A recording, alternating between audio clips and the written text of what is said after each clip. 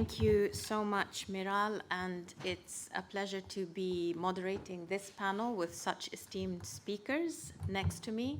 And those of you who followed the panel yesterday on the regional cooperation will see this as a natural follow-on conversation from what we started yesterday. This panel is going to delve a little bit from different perspectives on the issue of investing in gender-sensitive innovation and entrepreneurship to build sustainable economies. It's, again, wonderful to be here in Athens, and it is a pleasure to collaborate and be a partner with the Balkans and Black Sea Forum, and our longtime partner, Janice. Thank you for your collaboration in making this happen. So I think, as Janice has said in his introductory remarks, we are looking for innovative ways to address challenges that we're facing and we're likely to continue facing for a while moving forward. And so we do need innovative solutions, and we do need an enabling ecosystem for entrepreneurs, and particularly women entrepreneurs. So when we talk about entrepreneurship, and that's at the center of this initiative that Miral introduced, the Women's Entrepreneurship Accelerator, we see huge potential for regional collaboration. So collaboration amongst partners at the country level, but also looking beyond, and which is why we wanted to bring it to this forum. And developing a more gender-inclusive ecosystem for startups means that we have to challenge the current business models.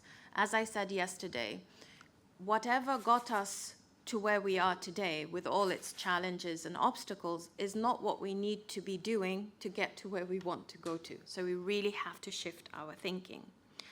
And it is really important, before we start the conversation, to establish that women's entrepreneurship is a critical component of economic development. So it's absolutely crucial for recovery, and it's absolutely crucial to get us back on track if we want to think about economic growth.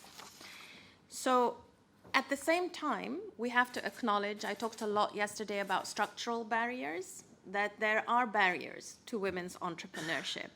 Women do face legal, financial, and market barriers that constrain their success as entrepreneurs. Access to capital is actually the key barrier that we hear from women entrepreneurs that is the biggest obstacle that they face. Not because they are found that they are considered as risky borrowers, but because there are layers of discrimination against them simply because of bias.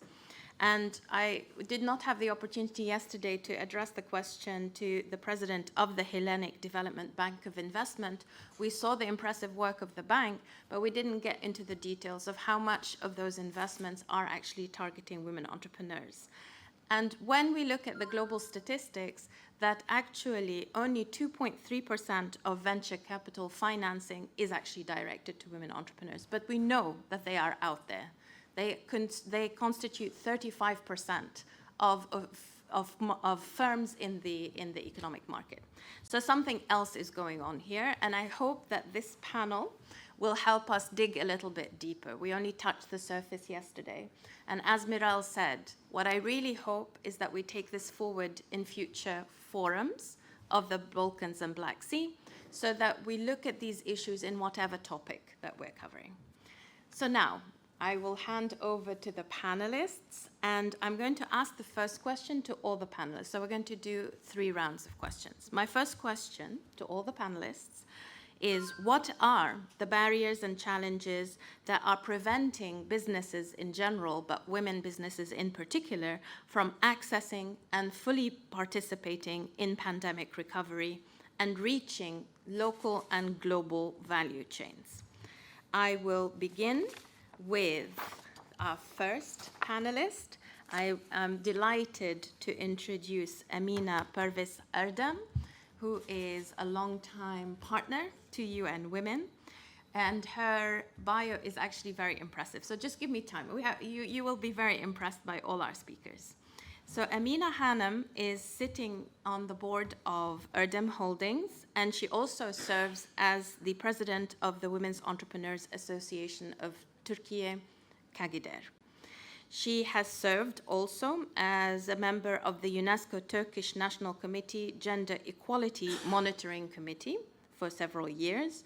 She is currently sitting on many boards that are focused on entrepreneurship as a head of a businesswomen's association, but also as a business owner herself. So she is the vice president of the Turkish Enterprise and Business Confederation, also known as Turkonfet. She is the board member of the Global Entrepreneurship Network of Turkey.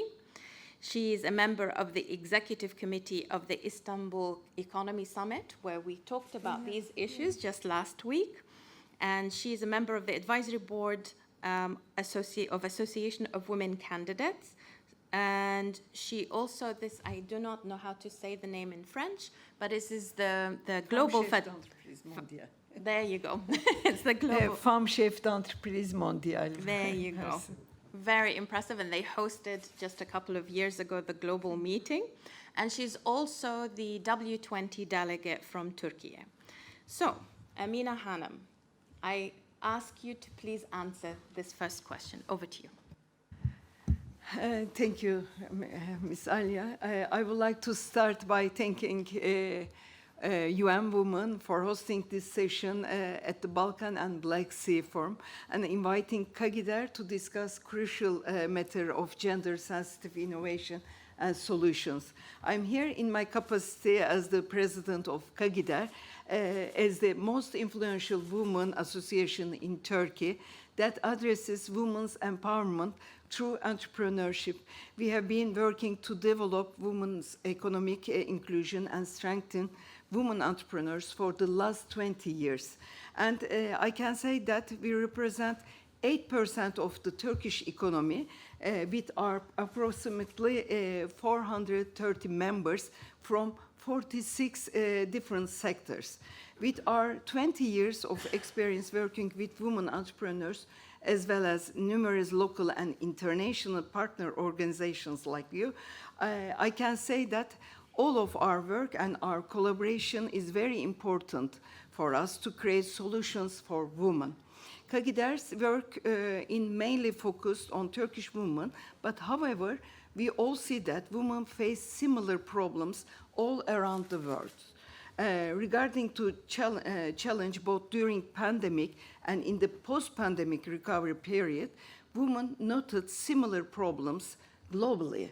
And not only a woman business owner, but also women who wish to become entrepreneurs face social norms, lack of networks and role models, and limited access to markets and finance as their main challenges.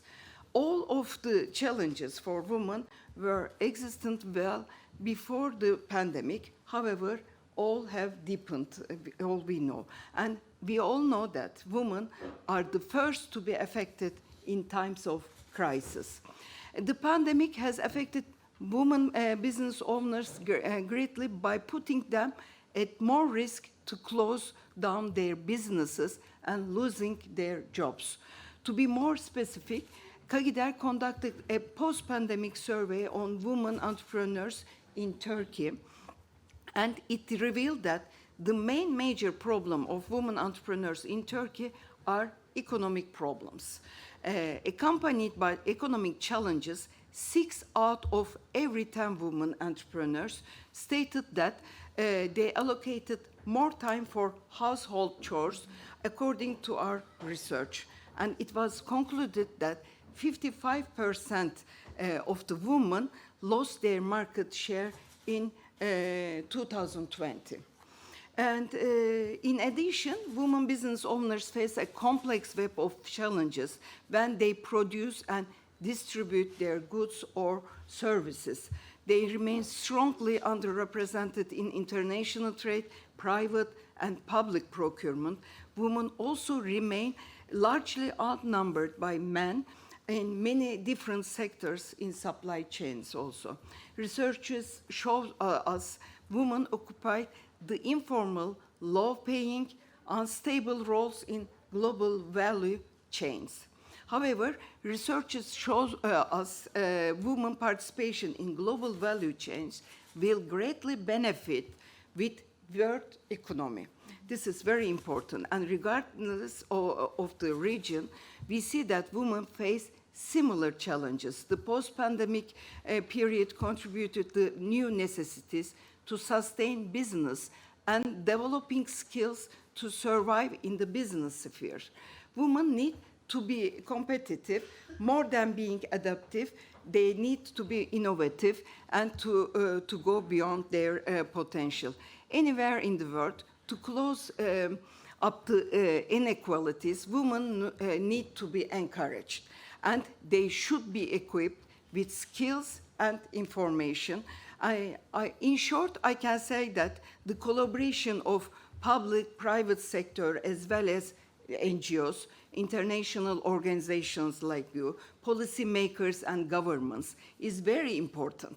And the benefit of women's inclusion in economies should be highlighted by bringing up the best practices, and gender-tailored solutions should be adopted for all of us.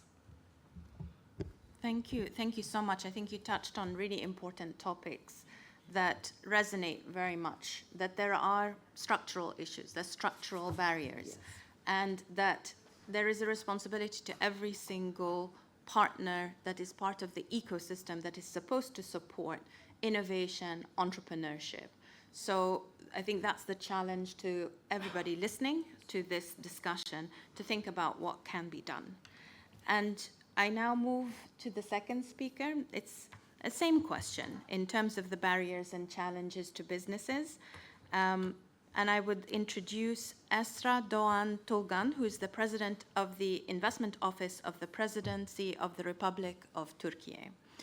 Esra reports directly to the President of Turkey in this capacity, and this investment office is Turkey's national investment promotion agency that is responsible for promoting Turkey's investment opportunities to the global business community and providing investors with assistance before, during, and after their entry into the country. And prior to this role, Esra has held the position of Senior Project Director and Senior Advisor for foreign direct investment projects in Turkey. So Esra, I also know that you speak many languages and are currently learning Greek. I don't know if you want to practice before you go into your intervention, but over to you to answer the question.